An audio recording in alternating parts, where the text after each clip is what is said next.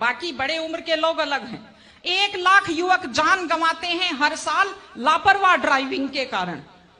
आप सोचिए, 25 साल लगते हैं एक बच्चे को पालकर बड़ा करने में, और 25 सेकंड में लापरवाह ड्राइविंग के कारण वो लाश में बदल जाता है। क्या बीतती होगी उस मां के ऊपर जो अपने जाते हुए बेटे की पीठ देखती है और आते हुए बेटे का मुंह नहीं देख पाती।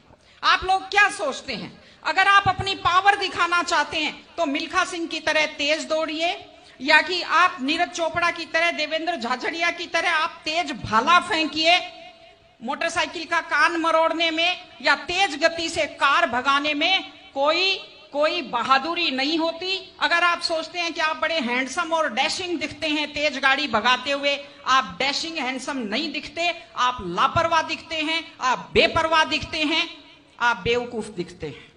इसलिए कम से कम सड़क पर जब भी गाड़ी चलाएं, आप ध्यान से गाड़ी चलाइए। आपकी जिंदगी आपके माता पिता की भी है। एक छोटी सी चीज और कहना चाहती हूं, हमारे बुजुर्ग हमें जब पालते हैं, जो लोग खेती से बच्चों को पढ़ाते हैं, जो लोग छोटी आमदनी में बच्चों को पढ़ाते हैं, उनकी पूरी उम्र खप जाती है अपने बच्चों की जिंदगी बनाने में, और उसके बाद दुख का विषय है, बड़ा पीड़ादायक सीन मैं कई जगह देखती हूं कि एक माँ बाप मेहनत करते हुए हाथों में आइटन पड़ जाते हैं, एड़ियां फट जाती हैं, कपड़े मैले फट जाते हैं, और उसके बाद जब बेटे को पढ़ा लिखा कर तैयार करते हैं, उसके बाद पढ़ी लिखी बड़े घर की थोड़ी बेटी आ जाती है तो माँ बाप की तरफ ध्यान नहीं देते।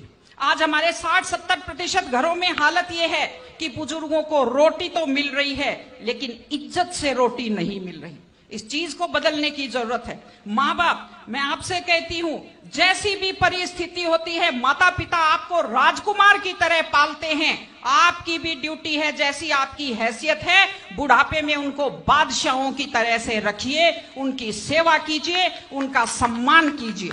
इस तरह से माता पिता की सेवा कीजिए। वो अपनी जिंदगी आपके लिए कुर्बान कर देते हैं। और माताएं बहनें बैठी हैं, एक छोटी सी लास्ट बात जो मैं कह रही हूं, बेटियों को समझदार बनाइए, बेटियों को बेटा मत बनाइए, क्योंकि बेटे तो लापरवाह होते हैं।